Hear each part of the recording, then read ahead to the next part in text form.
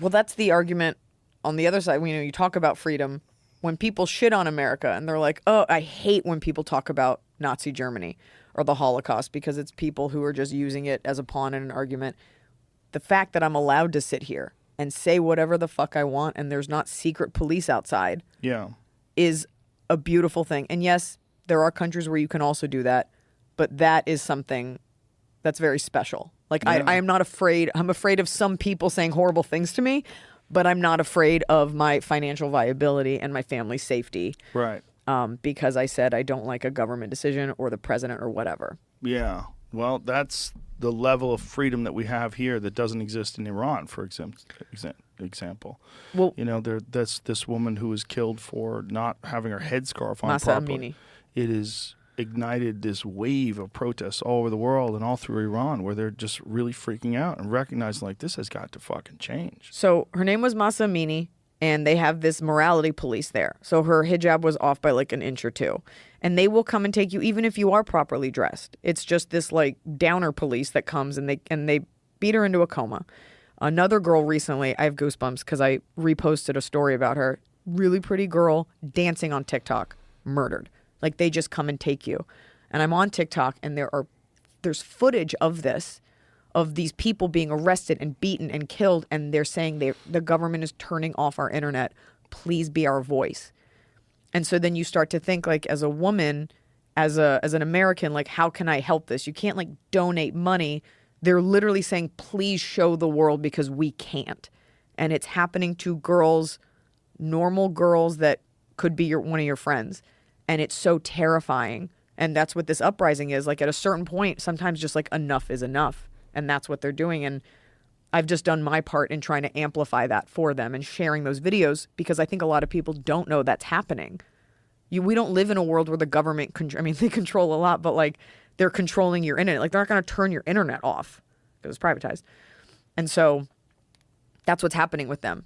And they're in the streets, and there's footage of girls like pushing back against guards coming to their schools, trying to arrest them. Yeah. Civil unrest in the streets, families just being murdered, young girls just being killed. I think somebody said something, I don't know if this is right, that like 80% of the population in Iran is like Gen Z or something because of how many people get killed or something. Don't quote me on that, but it's a crazy thing. And this is not, I think it's very easy for people to look at the Middle East and think of it as the way that we portray it in movies, but Iran was a normal, we have a lot of Jews and a lot of non-Jews in LA that are Persian that came there with tons of money, after the ousting of the Shah in the 70s.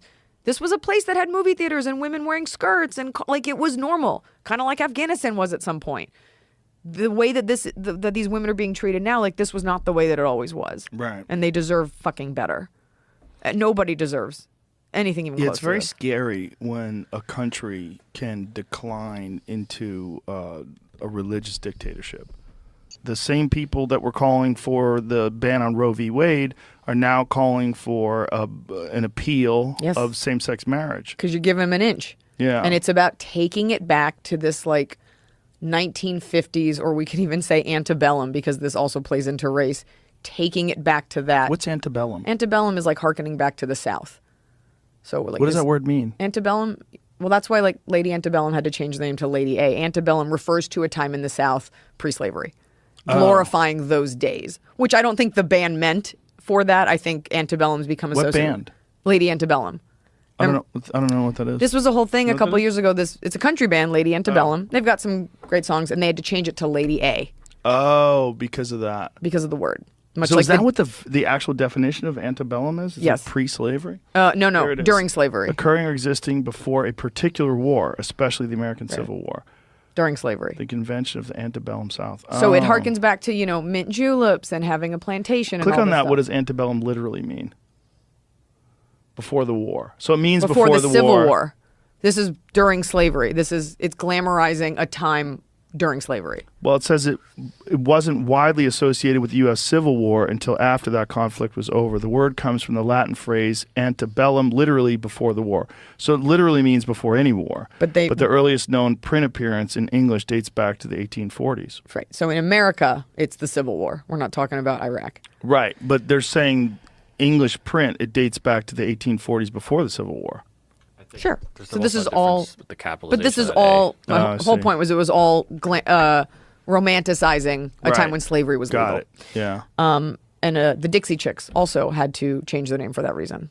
Oh. So now they're just the Chicks, which sometimes you don't know what band people are talking about. Well, the Dixie Chicks, do you remember when the Dixie Chicks came out and said that they were embarrassed that Sure. George W. Bush was our president and then the fucking South went after them? Oh, yes. And they were fucked. Like, I think it kind of tanked their career. Because So- they were very popular. I think it was Natalie. I want to say it was Natalie Maines is the one that said it. And they went. Two of them went to my high school. Their mom was our teacher. Wow. What's unfortunate, and this is when we, this was an opportunity for men who hate women to decimate someone, and women who uphold that sort of thinking of, women should keep their The mouths Dixie shut. Chick thing was? Yeah. I was in a coffee shop in the middle of Texas not long ago, and I have a shirt on that says apologize to the Dixie Chicks. It says the Chicks, and that kind of obfuscates the message, but apologize to the Chicks. And there was a man sitting there. We're in the middle of Texas at a coffee shop, like a local watering hole kind of coffee shop. And you could tell, and he was probably in his 70s, nice Texas man. And he was like, this is our coffee shop. What does your shirt mean? And I explained to him about the Dixie Chicks, how, given everything that's happened, they didn't deserve the hellfire that rained down on them for expressing an opinion. And his opinion was, well, you can't go around saying stuff about your government. It's like, well, you can, actually. It's called freedom of speech. You guys fight for it every day. And I simply said to him, I can get mad at someone for their political opinion, but I strangely draw the line at threatening to kill a woman or rape her over that opinion. And he stepped back and he was like, well, yeah, that's a lot. So I think people don't realize, especially when a woman says something wrong, the types of threats that come down that you might brush off or a guy doesn't think about. But if I get up and I'm like, I hate Joe Rogan, I hate his podcast, and you'll get men that are like, I hope you get raped, I hope you die. And these experiences, and I actually talk about this in my new special, it's a lot funnier than I'm making it sound now, are not just online, they get carried out. People shoot up schools because of their hatred of women. What school's been shot up because of hatred of women? University of Santa Barbara, that kid wrote a whole manifesto. Oh, that's right. That was like the first incel, right? Montreal. In terms of like a popular incel where it was discussed. 1989, Montreal Massacre. This guy also having an issue with being unfuckable, shot a bunch of people in the name of this. It is the guy that shot up that strip mall in Atlanta had a whole thing about how women don't pay attention to him. Those were Asian women he targeted. So we're talking about, she said something as a political belief, and then by and large, what happens is you do something and then people come at you. You bring a knife to a fight, people come with a gun, literally. These are very real things that women have to think about when you exercise your free speech or just ideas, just as a man would. You have to think about your physical safety. These are very real things. It's the reason I have a security at shows. It's not because of women. It's not because of women coming up to me. Yeah. Which they have, and that's not scary. But you never know. But if a man came out and said, I'm embarrassed that George W. Bush is our president, and he did it like that, he wouldn't have to think about that aspect. It wouldn't be, I hope you get raped. It might not be rape. People might say violent things about him. You'll For get sure. people that, but when you and I leave a building at night, you think, we've talked about this, you Yeah. think about your walk a lot differently than I do. And I do it naturally. I look around, Yeah. And so that's why I'm shocked I have gotten through all those parties unscathed. It's just a different way that you kind of walk through the world. Less impunity. And so I think that's what bothered me about the Dixie Chicks things was she said something and it wasn't at a time where people were exercising free thought like they were because the ubiquity of the internet hadn't taken over. Right. Like they assassinated the fucking Olympic gold medalist in Russia, in wrestling rather, in Iran because he was protesting against the government. They'll take national heroes and kill them openly. It's not a good place to live. Right. And I'm not saying we should bomb them, but being in support of the Iranian people, yeah, for sure. But that government is nuts, man. Mm-hmm. It's trans people for Hamas. You know what I mean? There's people that are just, they're not seeing what you're talking, they're not seeing the big picture. Yeah, there's so many contradictions out there, man. It's really hard to follow it all. It's because it's a cult. And and I think a huge amount of the Iranian population supports Israel too. And it's like you would never fucking know that unless you like talk to them or listen to some of these interviews of these people. A ton of Persian Jews that moved to Los Angeles. You know, that was like at the fall. I guess it was in the 70s when. So this is the story for people that don't know about Iran. So there was a gentleman who was democratically elected. I forget his name. What is his name? I'm going to fuck it up. So he decided that he was going to nationalize oil in Iran. And they got him out like that. They installed the Shah and turned it into an Islamic dictatorship. But they had access to the oil. So the CIA and the British government and everybody conspired to get rid of this democratically elected guy. Because Iran at the time was like... women were wearing shorts or skirts rather, walking down the street. It looked cool. Here it is. Mohammed Mossadegh. Okay, so let's zoom in on the story here. It says Iranian Prime Minister Mohammed Mossadegh was removed from power in a coup organized and financed by British and U.S. governments. The Shah quickly returned to take power and signed off over 40% of Iran's oil fields to U.S. companies. It's crazy, man. It's like it's so transparent. They didn't even wait a couple of years. They didn't even, well, the Shah's in power now. We'll see how things go. They immediately came in and signed everything off. 1953, the CIA and British intelligence orchestrated a coup d'etat that toppled the democratically elected government of Iran. The government of Mohammed Mossadegh, the aftershocks of the coup are still being felt. 51 Prime Minister Mossadegh roused Britain's ire when he nationalized the oil industry. So the oil, they weren't making money off the oil. They were making money, but not as much money as the British were. Yeah. It had been exclusively controlled by the Anglo-Iranian Oil Company. The company later became known as the British Petroleum. This BP. time it's different, though. We don't want the which oil is this time. They're the same people that dumped all the oil in the Gulf. Yeah, exactly. That's BP. After considering military action, Britain opted for a coup d'etat. President Harry Truman rejected the idea, but when Dwight Eisenhower took over the White House, he ordered the CIA to embark on one of its first covert operations against a foreign government. And Iran's been fucked ever since. I mean, we've been doing stuff like that. Not you and I, not me and Danny Jones. We're innocent. But the United States government, especially the intelligence agencies in the days, before they assassinated Kennedy, they were doing all kinds of wild shit. Oh yeah. And we're done now. We don't do that anymore. They don't do that shit anymore. They definitely don't. No. They would never. They don't give a shit about the oil over there. No, this government's America first now. We're legit. America first.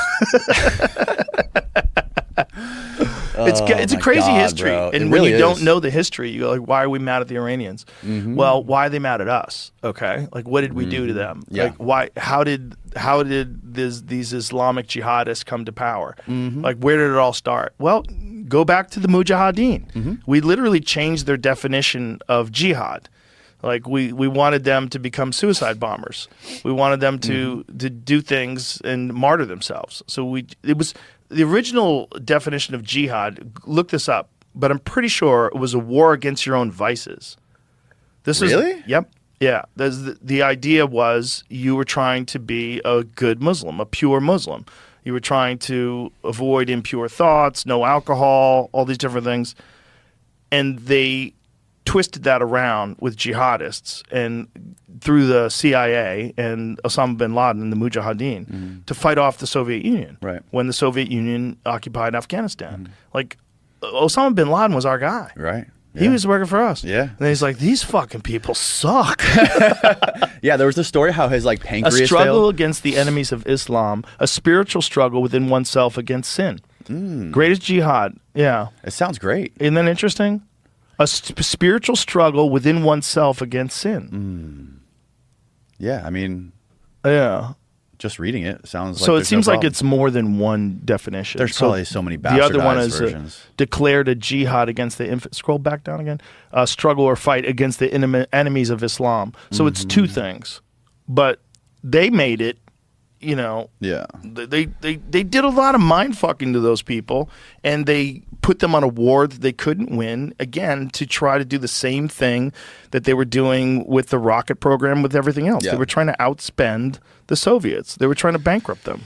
Yeah. That part of the world is just like, how much of it has to do with the fact that we've been occupying that area, that part of the world for so long, and like going out there, killing all the bad guys, and then the kids seeing their families being slaughtered, and then like, okay, we're going to eliminate terrorism, let's take out these bad guys. But then the kids grow up and you realize it's just the Hydra. You cut the head off and 3 grow back. Well, if you want to be even more cynical, we pay them and we arm them. Yes. And we left behind billions of dollars of shit in Afghanistan that they use for parades now. They drive down the street with our tanks. Yeah. They have our Black Hawks flying overhead. That's all the shit we left. Billions of dollars. Like, you couldn't have got that out? Well, do you think they leave it there so that these people are always formidable and they always leave open the door to go back in? Yeah. I think so. I don't think that's the primary reason why they did it. But I've got to assume that that would be on the table if it's been on the table in the past. Arming people in the past has always been a thing that we do. I mean, there's a Bill Hicks joke about Iraq. You know, it's like, they have the most deadly weapons. How do you know? Well, we looked at the receipts. I butchered the joke, but But you know, we've always been doing that. Of course, we've done that forever. Yeah. What's my favorite Bill Hicks joke? At least I'm not like a historian on Bill Hicks, but the one where he's talking about the sock puppets. He's like, I like this guy on the right. He seems like he fits my ideas. He's like, well, I think fancy the guy on the left. He's like, what the fuck? The same guy's holding both the puppets. Yeah, exactly. Yeah, I mean that's perfect. Perfectly illustrates the way it is. You know? Yeah. And again, this was before we really knew things. This was Bill Hicks was saying this in the 1990s, where we just had books. So, you know, it was really hard to get these ideas across. He would have been a great podcast guest. Oh, hell yeah. You know, because he was like saying these things when no one even knew what he was saying, you know, and he was putting it into comedy. You know, like people then were not nearly as aware of the manipulation of money and power. They really thought, a lot of people thought that the will of the people, you know, the president, we got to get a good president in there that's looking out for us. And they didn't really understand that it's all being bought and paid by special interest groups, large corporations, huge donors, and that when the guy gets in there, he's just representing the same thing no matter what. This whole fucking Iran thing, man, like, did you see this coming? No, definitely. I don't know. I mean, who did? I mean, when did he even decide? You know, their national security strategy they put out in November basically just said we've degraded their capacity. It's a win. There was no sense in which there would be additional action. I think it ushers in a new paradigm. Like the older post-war era is just over. Mark Carney, the Prime Minister of Canada, articulated that at the World Economic Forum, probably better than the Trump administration did, saying very clearly that older rules-based order is gone. You saw AOC try to sort of articulate it, but she sort of fell apart at the Munich Security Conference in February. So this is an administration that is, I mean, and I don't even think they're thinking, I wrote a piece and I decided not to publish it because I was sort of like, decapitation doesn't really work for regime change. Trump claims that the current regime in Iran is bad and evil, and that this is one of the reasons for the start of the war. Do you think this is true? But it's not clear that they're really out for regime change, or they're just asserting power, shaking up things. I mean, some of it's art of the deal, changing the person that we're negotiating with. That's Venezuela and Iran. Is it really going to change those regimes? I don't think most people don't think so, but I'm not sure that that's what they're going for. They're just going for an assertion of American power in service of American interests. And then what happens in Iran, what happens in Venezuela, I don't think they care that much about. At least they're not behaving as though they do. Well, neither thing made any sense to me. The Venezuela thing, I mean, look, they wanted him out forever, and he definitely stole the election to get in there in the first place, and he was a dictator. But at least that one was at least clean. They go in, kidnap him, get him out. This one's nuts. Like, in what's happening in Tel Aviv, it's hard to know what's real and what's not because there's a lot of fake video going around. What are the fake videos that you're thinking There's just of like in Tel Aviv? fake videos of, you know, like an insane amount of bombs dropping down on the city. But it seems like there's a massive amount of destruction in Tel Aviv. Yeah, I haven't checked in lately, but I'm assuming. Was that just today or? Yesterday? Yeah. Yeah. I mean, I think the president is... There's been some, Rubio said something about how, we had to act because we knew that Israel was going to act anyway. And I think people interpreted, and then Netanyahu was in the White House a lot. I think this president has shown, whether you like him or not, and there's certainly things that I'm unhappy about and have criticized. But I think Trump is in charge. Like, he's making these decisions. There's nobody behind him. There's nobody pulling for all of that. The Russians or whoever, or these now the Israelis. It's just he's clearly. I mean, Elon gave him $250 million, and he still he didn't give him even the electric car credit. Like Trump is in charge. I think that's one of the big lessons from this. And I think that means that there's not a lot of second order thinking here. Like, oh, what's the move after that? He doesn't know. He's just acting. That's what's so wild about it, is that this older foreign policy establishment, which, was like, let the experts decide what the right foreign policy, all these think tanks, and that's just gone now. It's just irrelevant in this presidency. And I don't think it'll come back. Like, if you get a Gavin Newsom or a President AOC, President who? I don't think, yeah. I think she, for a minute, before Munich.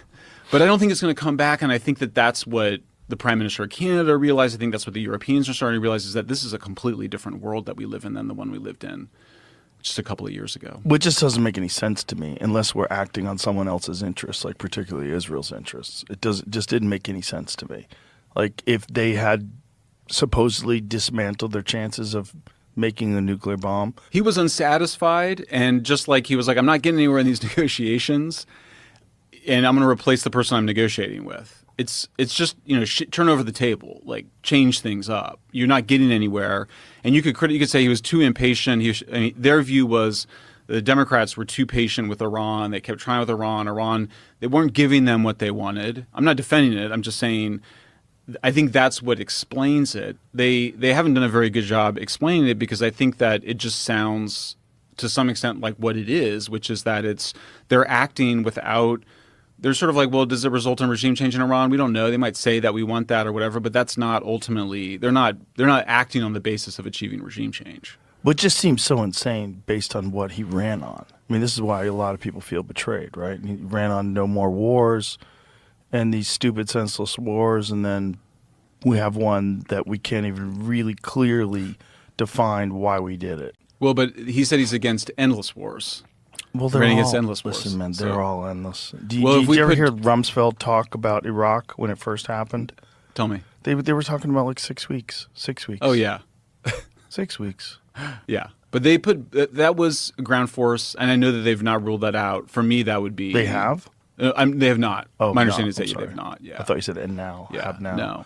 No. But they don't seem eager to go into. I mean, I criticize the Venezuela action because I sort of was like, how are you possibly going to run Venezuela? And then I think a little bit more time passed, and I was like, oh, they're not going to try to run Venezuela. Like, that's not what this is. They just wanted to take over the oil. Yeah, and even there, I mean, the oil, it's not significant at any global level.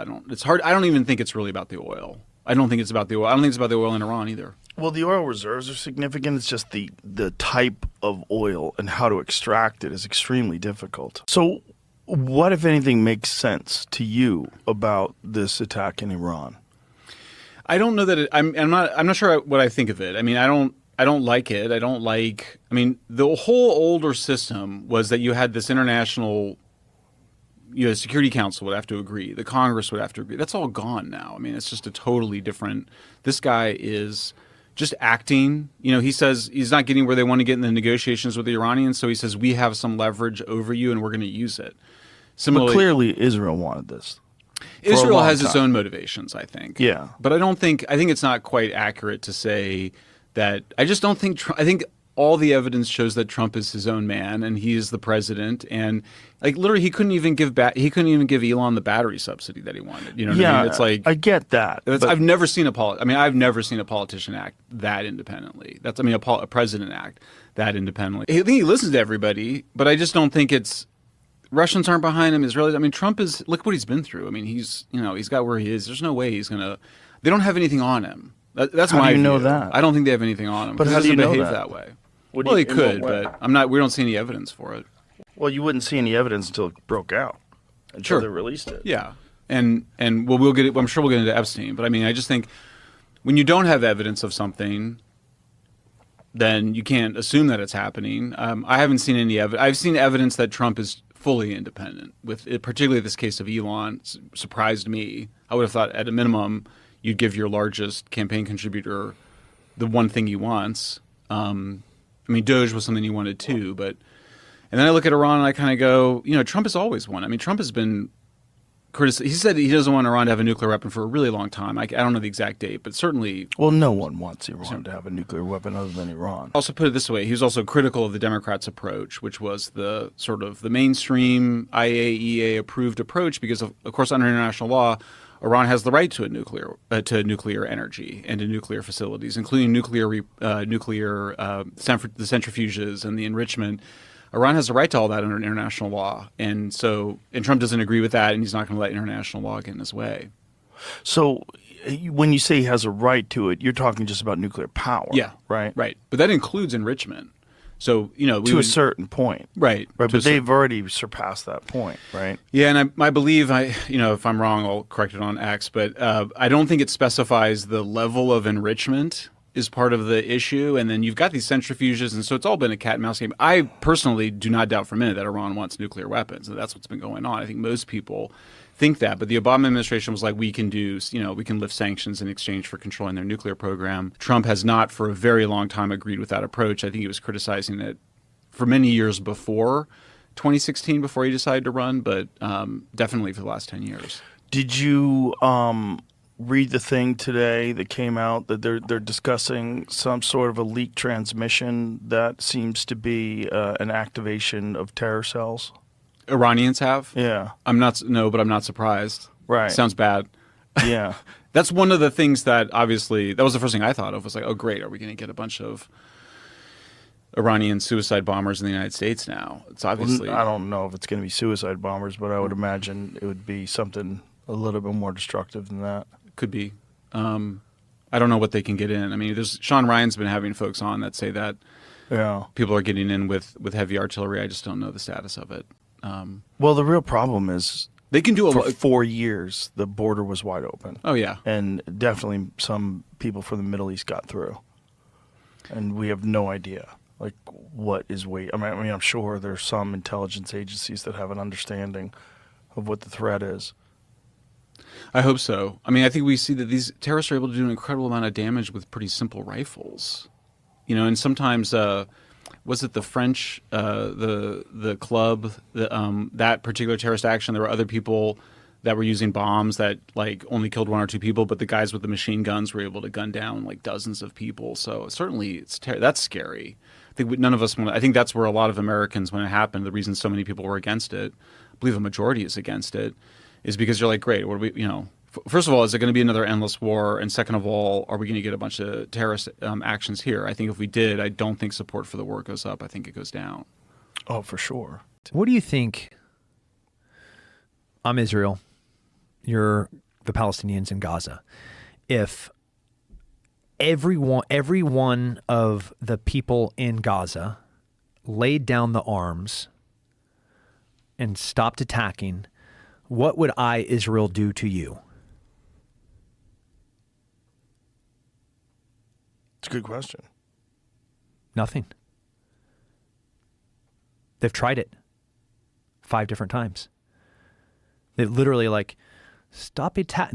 Israel has never, not one time in history, initiated any conflict. Every single one of those things that you're pointing to is a retaliatory attack by a terrorist organization. But if that was switched, where I, Israel, you, Hamas in Gaza, I take all of my arms and all of my protection and I laid them down, what would Hamas do? They would kill every single one of us. That's what they do. That's what they're sworn to do. That's their motto and the origin of their existence, all the way back to the Grand Mufti traveling to Hitler to ask, how do we solve the Jewish problem?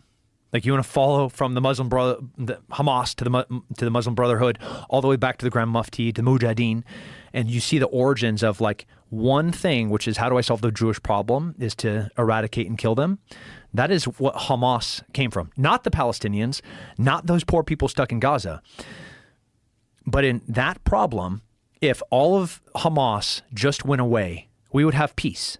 If they laid down their arms and they stopped murdering innocent civilians and raping women and killing babies, you'd have peace. if the other side laid down their arms, they would all be murdered, all 7.5 million of them, until they just were walking in blood through the Jordan River. How do you solve this problem? The radicals have to be eliminated. The terrorists have to go away. That is not, I'm not conflating the Palestinians and the terrorists. Those are separate things. But if there's 2.5 million people that are living in Gaza that are allowing 30,000 terrorists to run them, at some point, the olive branch cannot be extended from Israel when 30,000 people are using that region to launch attacks into their sovereign nation. And we were talking about the propaganda that exists in America. What about the propaganda that exists in Palestine? I mean, what is their thought? Oh, it's crazy. Yeah. So, like, did you see the hospital that got destroyed? Well, it didn't really, right? No, it did not really. No, but the New York Times said it did. Yes, the it New York did. Times said it was And an congresswomen. which is insane, and they didn't retract it. They Yeah. said You take it was horse dewormer, and and Israel destroyed a hospital. yeah. So evil. It's so crazy that they printed that in the New York Times. I mean, that's the paper of record. That's the most important newspaper that we have in America in terms of if we wanted an objective source of information. Most people say, what's the best? Look, I used to deliver the New York Times when I was a kid. And I did it. It wasn't even that profitable. I delivered the Boston Globe was my main newspaper that I delivered. And then I delivered the Boston Herald as well. And then I got a New York Times route, and I was proud of that because the New York Times was the real newspaper that intelligent people read. Yeah. And it was a different plastic wrapper. Yeah, yeah. You got a It was like clear... that's you got the a good stuff. clear wrapper for the Herald and a clear wrapper for the Globe, but for the New York Times, I got a blue wrapper. And I was like one of the people that got to deliver the New York Times. And I remember thinking as a 20-year-old kid, like, oh boy, I'm delivering the New York Times. And when I would drop the paper off at these people's houses, like, that's a fucking smart house. Yeah. These people are reading the New York Times in Boston. And I remember thinking that. I was proud of that I delivered the best newspaper in the world. Really, I literally wasn't that much money, and it was a crazy route because I'd have to go like a mile in between houses. Whereas like with the Boston Globe, I'd have like 5-6 houses on one street that I would drop off papers to.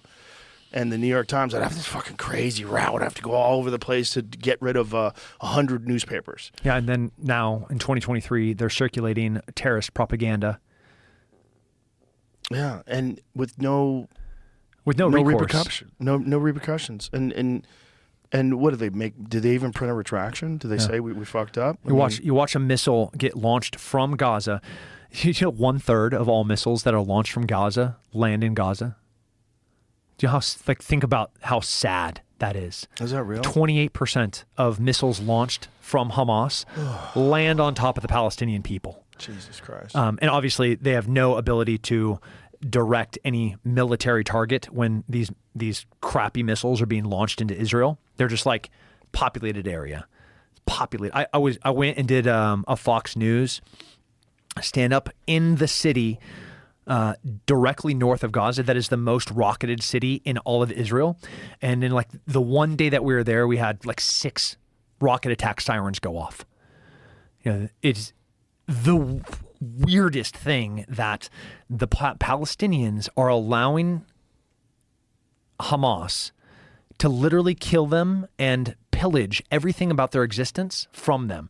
Hamas is so rich and so powerful. $70 million from Iran.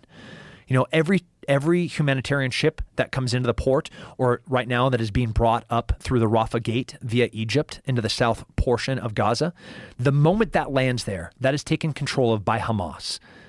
They then build underground infrastructure in the tunnels, and they build military infrastructure, and then they turn as whatever they can into rockets.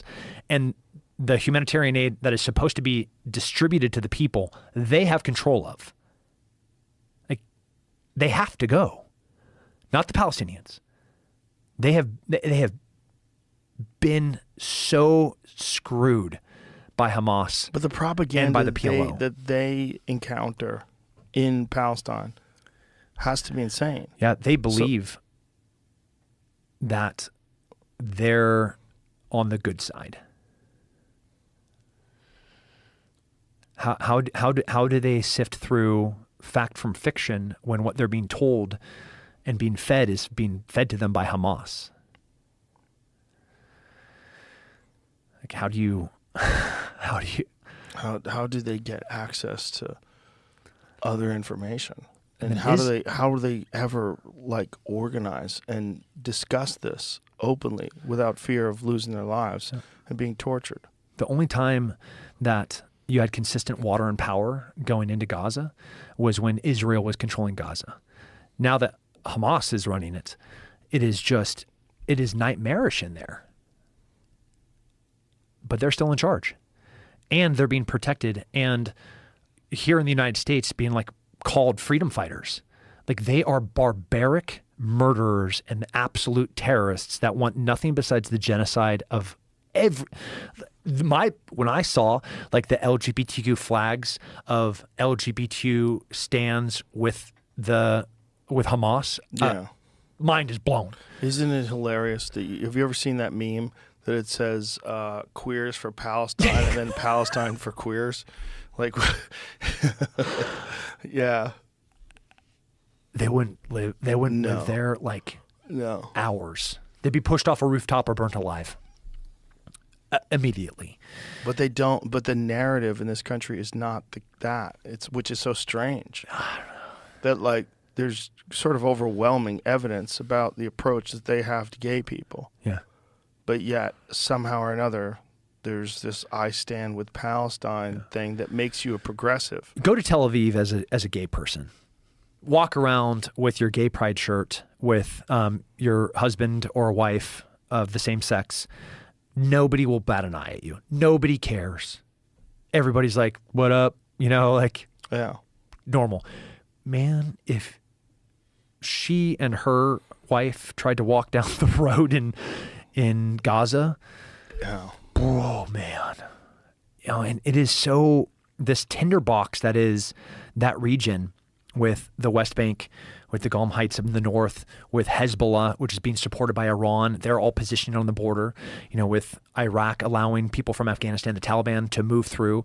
Taliban being funded by us, $40 million right now is what we're continually giving them, the Taliban. Why do we do that? I don't know. What's the cynical side of you?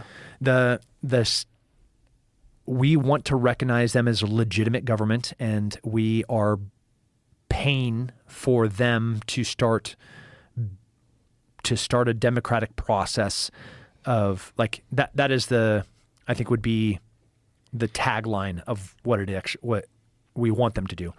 What it is actually doing is the same thing that happens when we release $6 billion to Iran in exchange for hostages. They then take that $6 billion. No, they're not using that exact money to fund terrorism with Hezbollah or Hamas, but I have one bank account that has an additional $6 billion in it, and now I'm able to spend $6 billion over here to finance other things that are going to destabilize the nation that I have sworn to eradicate, Israel and America. So like, cool, I'll happily give some more money to, they've been planning this for 4 years. The Quds, like the Iranian special operations guys, training and preparing Hamas, advising on how to execute this. How do they get the intelligence to know what direction they need to fly with their paragliders, which areas, which you don't think they had scouts in all the kibbutzes around Gaza to identify which houses they're going to be targeting? How did they find all that stuff out? The people that Israel was allowing out of Gaza to work as agricultural workers, they were going into these areas, into these kibbutzes, into these houses, into these villages, doing recons for Hamas. So then when Hamas launched their attack on October 7th, they'd been funded. There's this amazing book called The New Rules of War. And The New Rules of War lines out all of the ways that America is not prepared to fight a war. By non-state actors, by corporations, by cartels, by violent extremist organizations, using proxy methods. So like we are at war with Iran, period. They are funding every single group that just attacked our American base in Syria, that attacked our American base in Iraq, that attacked and killed a bunch of Americans in Israel. That was funded by Iran and trained by Iran. but we don't have the appetite to try and fight the war that they're fighting because they're doing it in just such a, we want that World War II, like we want Patton standing on top of a tank, coming across, being like, there's Rommel, go and get him. Like that war is never going to happen again. And we are just not ready to fight this new type of war under these new rules of war, which is fighting non-state actors, fighting proxy wars, fighting corporations funded by governments, fighting cartels that are getting subsidized by governments, all to destabilize the greatest nation to ever exist in the history of mankind, us. You were saying that you think we're more vulnerable now than we've ever been before, and you're legitimately worried that the United States might fall. I am more worried now because of the lack of preparedness of the individual. Americans are fatter than they've ever been. They are, even though there's more guns now owned, there are fewer per capita owned by individual with people that train regularly with them, people that are able to provide and protect for their families. All the metrics of measurements of like that family's going to be okay. That is the smallest that it's ever been. And our government right now is more vulnerable internationally than we've ever been.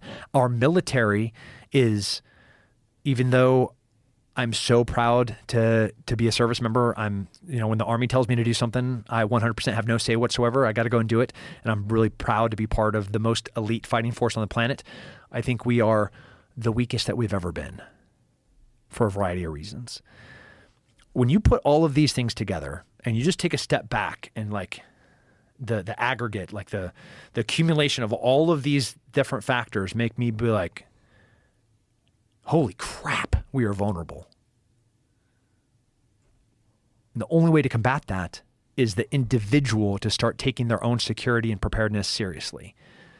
Get less fat, get more healthy, go and train, go and buy a gun, go start exercising your freedoms.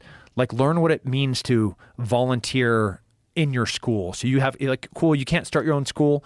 Cool, you can't homeschool. Well, get involved in your kid's school. Like, you got to do something because if we continue down the path that we're in, we're done for. Like, soon. Not in like a generation. Like, right now. I'm scared. I'm gonna drink water. Jesus Christ. So, there was one other thing that we wanted to talk about when we first started. One of them was Jeffrey Epstein. Do you remember what the other one was? You were going to show me the Jeffrey Epstein, I'm such a child. There's I'm the like, Gervais thing, and then George Lopez's comment. Oh, that's it. So, and then there's a bounty on Trump's head. I guess I don't know how anyone heard it or where they listed it, but I read it on Twitter, and then people were making jokes about it. How much is the bounty? $80 million from somewhere in Iran, or I don't know. If you go to Bet DSI, you can. Dude, imagine if they nuke Trump. Where does the world stand if they only drop one nuke and it's on the White House? Small one, little baby nuke. Just levels the entire building and everything near it. Well, Iran dropped out of the nuclear accord, so they're going to start enriching uranium again. Trump, though, tweeted, Iran does not have any nuclear weapons, ! Hashtag something. Right, but they can get them. Yeah. This is so crazy. This seems like, for the first time in a long time, I'm thinking we could go to war with a country. Like, this seems crazy. The internet jumped into World War III memes immediately. Instantly. 24 hours of straight jokes. What do you think happens? I don't know. I don't even know what's happening right now. Stuff could be happening right now. What did the guy do? Because Dan Crenshaw was saying that he organized the attack on the embassy and that he was organizing other attacks on U.S. sites. He was a bad guy, supposedly. There is some stuff saying like he is a bad guy. It's just how Trump did it is how the problem. He did help fight ISIS a lot, also. So he wasn't. He was a really bad guy, but there was points like the biggest problem is that Trump just went out and pretty much assassinated him. Right. Like instead of dealing with it like an adult. Do you imagine when they went through all those other like really finely detailed points? This is a strategy we can employ, or we could just take him out with a missile. I read he was trolling Trump too, like trolling him on Twitter. I don't know if that was true. Like that guy had That an Iranian account. guy was? Yeah, and it's like publicly Oh my talking shit to him. God! Could you imagine if that guy was trolling Trump and Trump killed him? Yeah. Oh my God! He was talking about his hands or something. Oh my God! Imagine you talking about his orange skin, his fake hair, his fucking baby hands. He's like, oh yeah, fucking baby hands. Oh my God! He got into a meme battle with Trump. I hope no. I might have Googled it too quick. It could be a fake site. I don't think it is. The Daily Dot, but- is that a fake site? Maybe it was too quick. I don't know. The Daily Dot. I don't Is that know. a real website? I'm trying to confirm. Okay. This other site. These other things look real. I Keep think. us posted. Okay. I don't want to comment just Yeah, yet because I have a feeling I have a lot to say about this. I want to see what the memes are. It's so crazy, man. It's so crazy that this situation that we find ourselves in, when none of us who are listening to this had anything to do with any of this shit that might kill a million people. None of us. And then our leaders, like that we've been so roped into this fucking Game of Thrones mentality that our leaders are going to make these critical decisions for us, and they're going to be in charge of what kind of diplomacy we employ on other nations. They're going to represent us in the most personal way possible, like the way he does it. Like the way Trump does it, that's personal. That's how he is. So he's standing for us, but he's standing up for himself as a person. There's part of that too, right? Like he doesn't want to be fucked with. He wants you to know the United States is not going to be fucked with me in charge. They're like, yeah. So it's like him. He's the one out there. And he's the one they go, you can just nuke the guy. He's like, well, fuck, I'll just nuke him. Commander of the Islamic Revolution Guards Corps, Force Major General, how do you say his name? Qasim Soleimani? Qasim? I don't know how to say the first name. Soleimani, I think. Soleimani responded to U.S. President Donald Trump's announcement of sanctions are coming with a Game of Thrones inspired meme of his own. Oh my gosh. And it says, I will stand against you. And it has the Game of Thrones like O and U. So he put that up, and then Trump. Yeah, this is a couple months ago, but he remembers. This is November 2018. Actually, it's a year ago. Bro, he's so. got that speed memory. Trump can remember shit. This motherfucker owes me since the 70s. That's crazy. That is crazy. A guy memes you, and then you murder him. Woo! Jesus Christ. Baked Alaska better hide. And it was a Game of Thrones thing. So crazy. It's so crazy that these worlds have collided. And then, what do you think? Putin is probably laughing his ass off right now. He's probably got his feet up on the chair, smoking a cigar, just laughing and laughing, watching this chaos play out. And then for sure, he's going to help Iran. For sure. Anything that destabilizes his number one competitor. That's what China's going to do too. This is so dumb. It's all so scary. But it's also one of those things where we don't know what the fuck is going on. So it could have been the right move. We don't know. I mean, it might have been the thing you have to do to avoid more deaths. China, Russia, and Iran hold joint naval drills in the Gulf of Oman. Oh, terrific. That's great. China, Russia, and Iran together. We're getting into some World War III shit here. That's World War III. That is like when Italy was joined in Germany. I mean, that's what that is. We should probably get away from the coast. Bro, imagine if this fucking guy gets us into World War III by deciding to do that and then have all these crazy threats.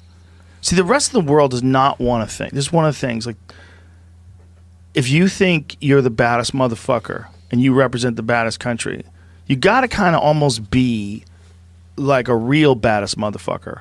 Like a guy like Stipe Miocic, like a UFC heavyweight champ. They don't go around saying they're going to kick everybody's ass because everybody already knows it. And if you start saying that you're going to be able to do whatever you want and maybe even do it in a disproportionate manner, all the other countries are like, why do you have any power? Like, who are you, man? And they say, like, we're really powerful. We all get together, bitch. You're pretending you're more powerful than everybody? That's a weird thing to do. It's a weird chest-puffing strategy to take on a country that has allies. That's where it gets fucked up. It's not just Iran. It's all Iran's allies. They all get together. Now you have a giant force of people and nuclear weapons. Congratulations. Did you guys play chess or did you play checkers growing up? How the fuck are you just a tic-tac-toe ace and you didn't see this coming? This is why it's really important to have, people have to be able to talk. Have to be able to have dialogue. You see this tweet that he said before Yes, the one? Yeah, targeted 52 Iranian sites representing the 52 American hostages taken by Iran many years ago. Bro, that was during the Carter administration. I think we can let that go. These are not the same fucking people. Those people are all dead. That's crazy. So this is more team mentality. But that'll get the yokels. All the fucking, all the dudes just jump off the tractor, jacking off into the fields, and they hear that. Like, yeah, fucking get him, Trump. Woo! This shit could get hot. It could get hot and it could get real. And if he really has the ability to do that, what other calls does he have the ability to do? Is there ever going to be another moment like that where Iran boxes in a ship and then he sends in a fighter jet? I mean, is this going to really fucking happen? Because then none of us can go anywhere. We have to hide. And we got to get out of LA because they're definitely going to nuke that. Like, this is because... Imagine the movie if it all played out like that in like a Stephen King movie made a thing about a game show host that eventually becomes the president of the United States and starts a war while he's on speed. I do that every day when I'm really high. Well, now I'm getting there. I was not getting there before. This was enough to make me go, holy shit. Like, is there a better way to handle that than blasting that guy with a robot from the sky? Like, what did we start? I don't know, man.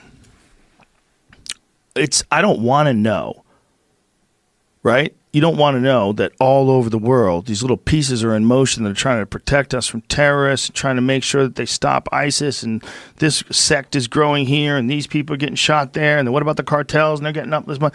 If you would be paralyzed by fear, if you took in all the information on all the fucking danger all over the world, you'd be paralyzed by fear.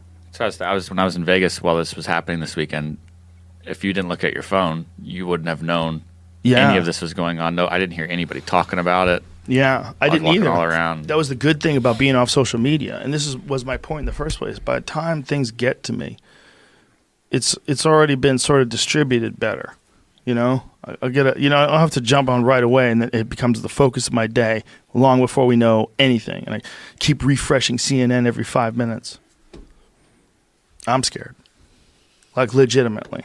This is like for the first time in a long time, since like 9/11, where I'm legitimately like, oh, this is some real shit.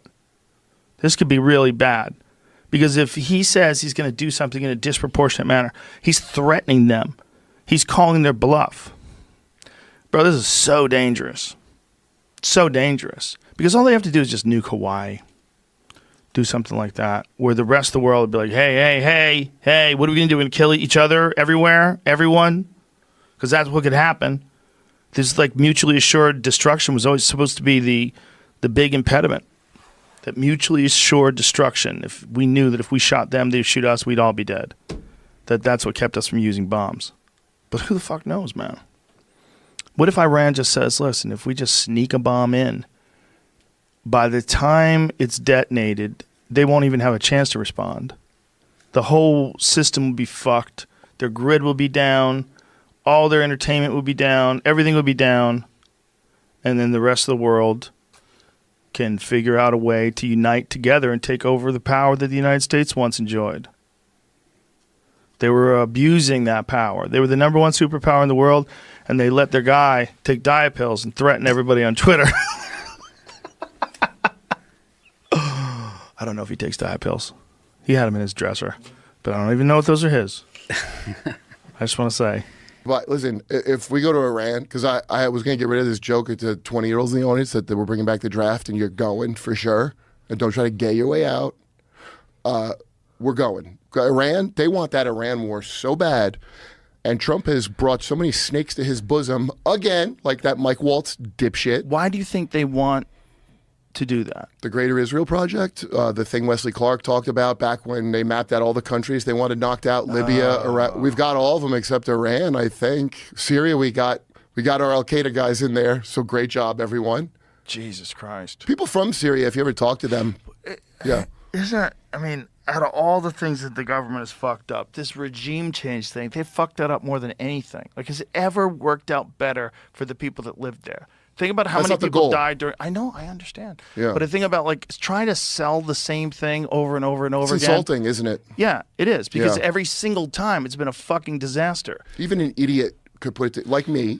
Yeah. When I remember the day where I was like, it was probably 2015 or 16. I was like, are we still in Iraq?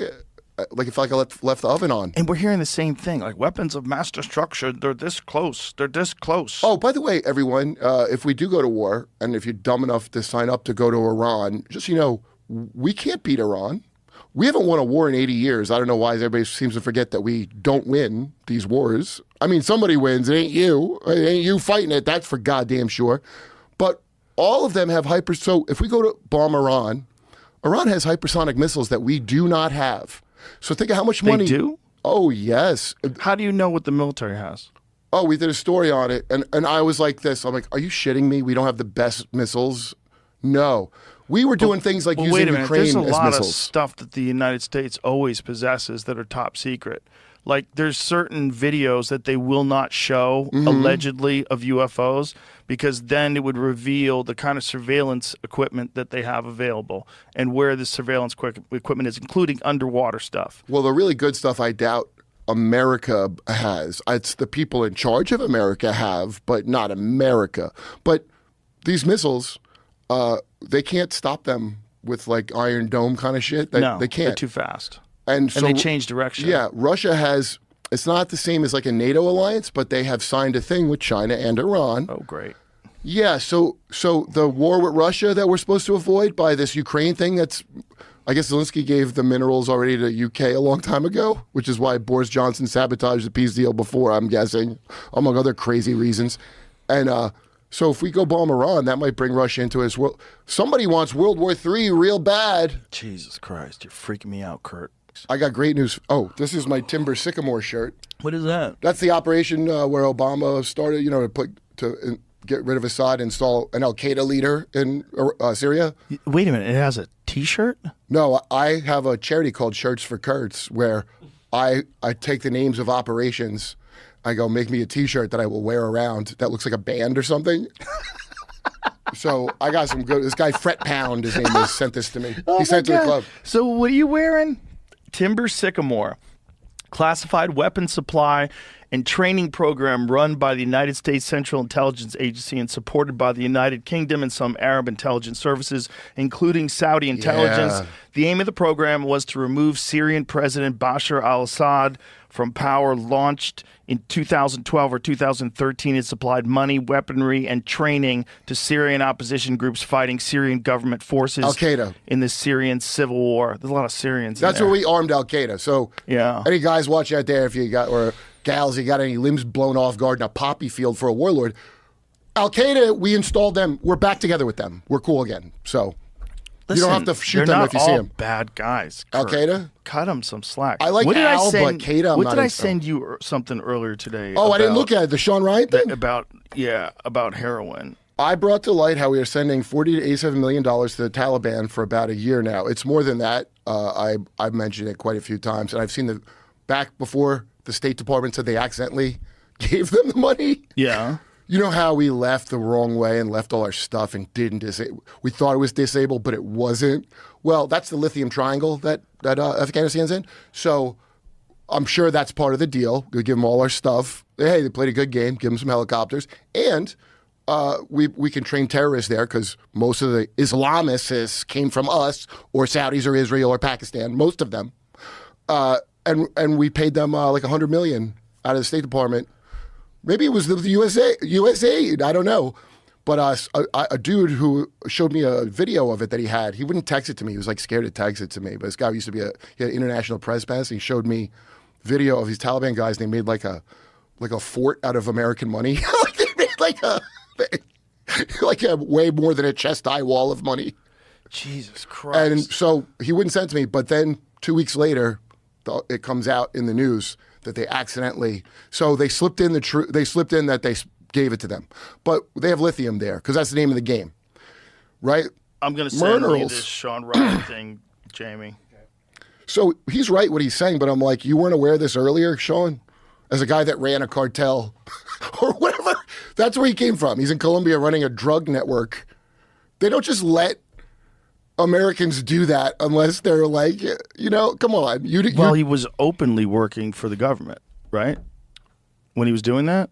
Oh, you don't think he was selling the drugs on behalf of the government? But what I don't know what he's even admitted to doing. It's a Kim. By the way, I really like this guy. I know you have issues with him. I don't have any personal issues I like with him a lot.